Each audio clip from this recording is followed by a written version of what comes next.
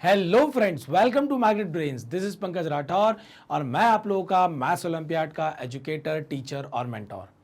आपको मैं बता दूं कि मैग्नेट ब्रेन्स में किंडरगार्टन से लेकर 12th क्लास तक chapter wise, course wise, book wise, NTSC, olympiad, state board, Hindi medium, English medium में सभी कोर्सेज जो हैं वो 100% फ्री अवेलेबल है।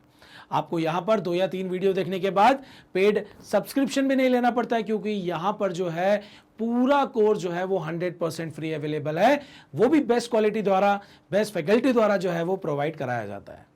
तो आप लोग को करना क्या है, सिर्फ मेहनत करनी है, पढ़ाई करनी है, बाकी सब कुछ यहाँ पर 100% फ्री अवेलेबल है। तो स्टार्ट करते हैं आज का हमारा चैप्टर, दैट इज प्रोबेबिलिटी का इंटरमीडिएट लेवल एमसीक्यू। जैसा कि आप लोगों को पता है, मैथमेटिक्स एवरीडे जो हमारा सेक्शन होता है आईएमओ के एग्जाम का, उसमें जो स्टोरी प्रॉब्लम्स आते हैं उनको हम यहां पर कवर अप करते हैं इंटरमीडिएट लेवल पे। तो चलिए स्टार्ट करते हैं इंटरमीडिएट लेवल के एमसीक्यूज। और इंटरमीडिएट लेवल के एमसीक्यूज में हमें जनरली स्टोरी प्रॉब्लम्स देखने को मिलेंगी। क्या है पहला क्वेश्चन? पहला क्वेश्चन है, a game consist of tossing a 1 rupee coin 3 times and noting its outcome each time. मतलब हम यहां पर जो है 3 कॉइन को क्या कर रहे हैं, टॉस कर रहे हैं। 3 कॉइन नहीं है, कॉइन एक ही है, लेकिन हम उसको 3 बार टॉस कर रहे हैं। और उसका जो आउटकम है, जैसे भाई क्या क्या आ सकता है, भाई हेड, हेड और हेड आ सकता है। ये हमारा 3 बार हमने जो कॉइन को टॉस किया वो हमने देख लिया। फिर हमने यहाँ पर देखा, अगली बार जब हम अगेन 3 बार करेंगे तो क्या पॉसिबिलिटी आ सकती है कि भाई एच एच टी आ जाए। अगला क्या हो सकता है, एच टी एच आ जाए। अगला क्या हो सकता है, टी एच एच आ जाए। फिर क्या हो सकता है, 2 टेल हो जाए। 2 टेल अगर हो जाएंगे तो इस तरीके से हो सकता है। फिर पहला वाला टेल, दूसरा वाला हेड और ये टेल हो सकता है। फिर क्या हो सकता है, पहला वाला हेड और दूसरे वाले दोनों टेल हो जाएं। और जो है आखिरी आपका तीनों क्या हो जाएं, टेल हो जाए। आप देख सकते हैं 1 2 3 4 5 6 7 8 टोटल यहाँ पर जो है, यहाँ पर जो टोटल केसेस हैं वो कितने बन रहे हैं, ध्यान से देखिए।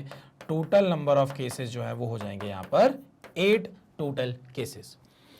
फिर बोला जा रहा है, Hanif wins of if all the tosses gives the same result. मतलब अगर ऑल द टॉसेस, जैसे कि इस केस को अगर आप ध्यान से देखें, इसमें तीनों टॉस में क्या मिला है, आपको हेड मिला है। यहाँ पर तीनों टॉस में क्या मिला है, टेल मिला है। इसके अलावा अगर आप कोई भी केस देखो तो तीनों में सेम रिजल्ट नहीं मिल रहा है।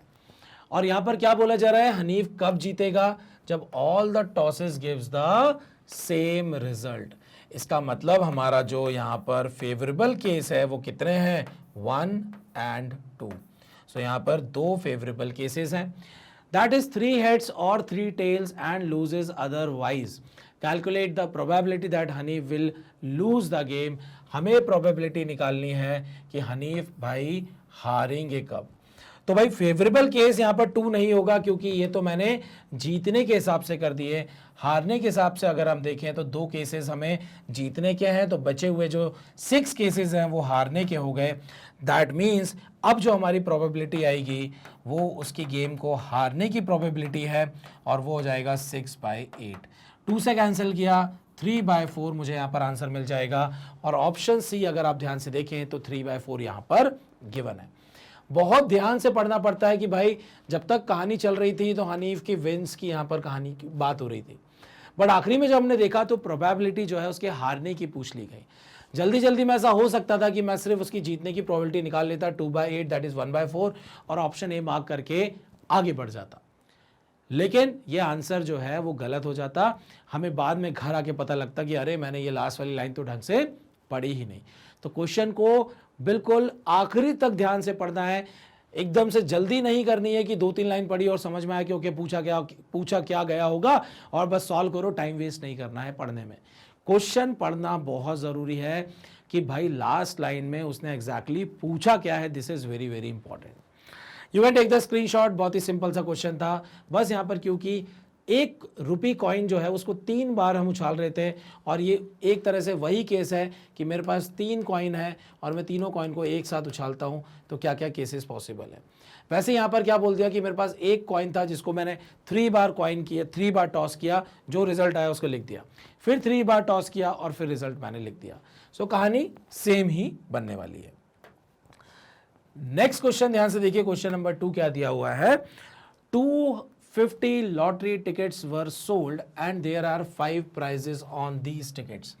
सो यहाँ पर टोटल नंबर ऑफ जो टिकट्स हैं दैट इज 250 हैं, तो यहाँ पर टोटल जो टिकट्स होंगे या टोटल नंबर ऑफ जो केसेस हो जाएंगे वो 250 हो जाएंगे। फिर दिया हुआ है कि there are 5 prizes on these tickets, मतलब इसमें से 5 टिकट ऐसी होंगी जिनमें क्या होंगे, जिनमें प्राइज होंगे। आगे क्या पूछा है, Kunal has purchased 1 lottery ticket, उसने एक लॉटरी टिकट खरीदी है, what is the probability that he wins a prize, भाई उसकी जीतने की प्रोबेबिलिटी कितनी है। तो सबसे पहला यहां पर हम देखेंगे कि भाई फेवरेबल केसेस कितने होंगे। तो इस 250 टिकट्स में से 5 टिकट्स ऐसी हैं जो कि जीतने की यहां पर क्या बता देगा कि भैया वो बंदा जीतेगा या नहीं जीतेगा।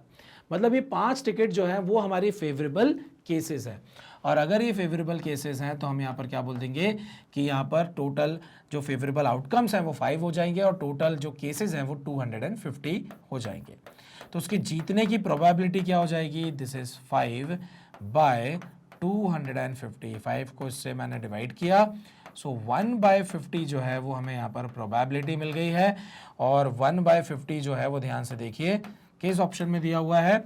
तो ऑप्शन ए जो है वहां पर 1/50 जो है वो गिवन है, एंड ये कुणाल के जीतने की क्या हो गई, प्रोबेबिलिटी हो गई।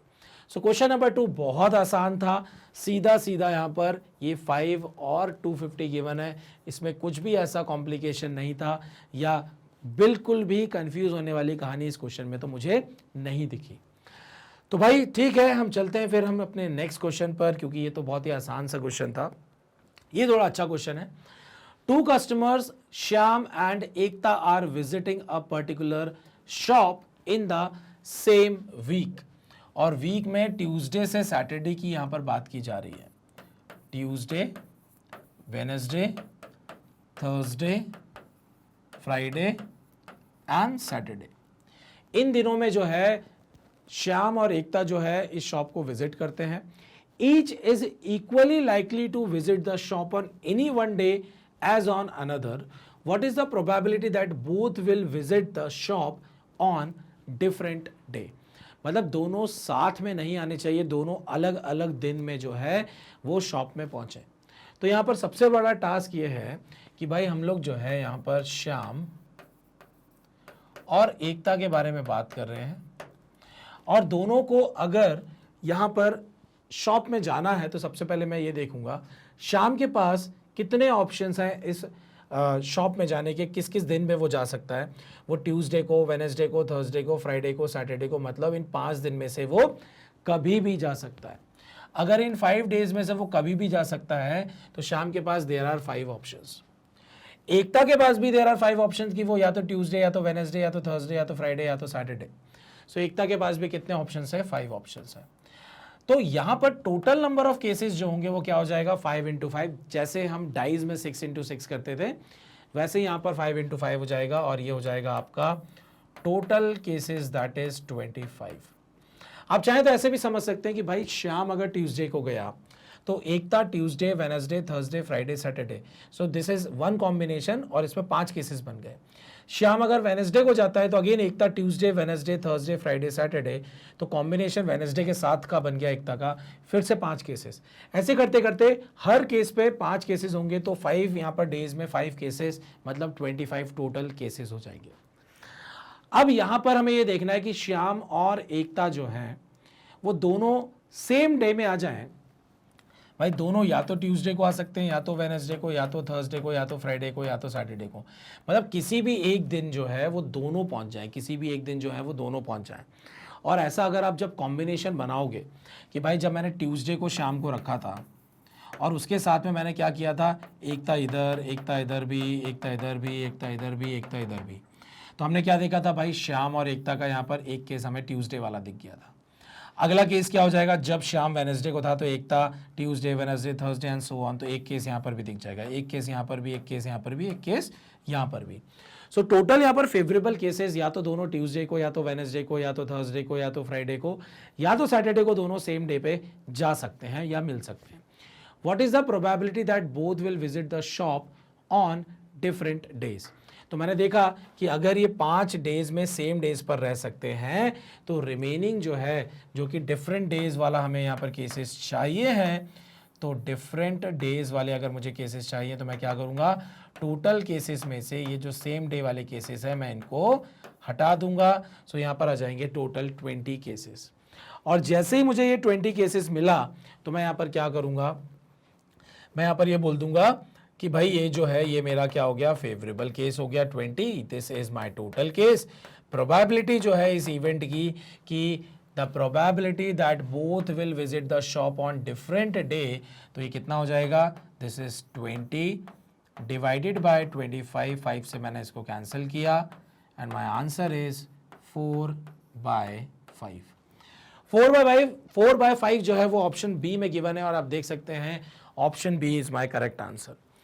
सबसे इंपॉर्टेंट टास्क जो था वो ये था कि भाई ये एक केस दोनों एक दिन में, ये वाला केस एक, ये वाला केस, ये वाला केस, मतलब हर शाम का जो केस था, यहाँ पर शाम वेनसडे को था, यहाँ पर शाम जो है वो थर्सडे को था, यहाँ पर शाम जो है वो फ्राइडे को था, और यहाँ पर शाम जो है वो सैटरडे को था। इसके अकॉर्डिंगली हर केस में जो है एकता किसी भी दिन में रह सकती है, तो combination Tuesday Tuesday, Tuesday Wednesday, Tuesday Thursday, Tuesday Friday, Tuesday Saturday, तो टोटल 5 केसेस यहाँ हो गए। फिर हमने देखा कि भाई Wednesday Tuesday, Wednesday Wednesday, Wednesday Thursday, ऐसे करते करते यहाँ पर 5 केसेस, यहाँ पर भी 5 केसेस, यहाँ पर भी 5 केसेस, और यहाँ पर भी टोटल 5 केसेस हो जाएंगे। सो टोटल यहाँ पर 25 केसेस हो गए थे, जिसमें से हमने फिर ये निकाल लिया था कि सेम डे वाले 5 थे, तो डिफरेंट डेज वाले टोटल यहाँ पर 20 केसेस जो है वो बन जाएंगे, और उसके अकॉर्डिंगली हमने यहाँ पर प्रोबेबिलिटी फाइंड आउट कर ली।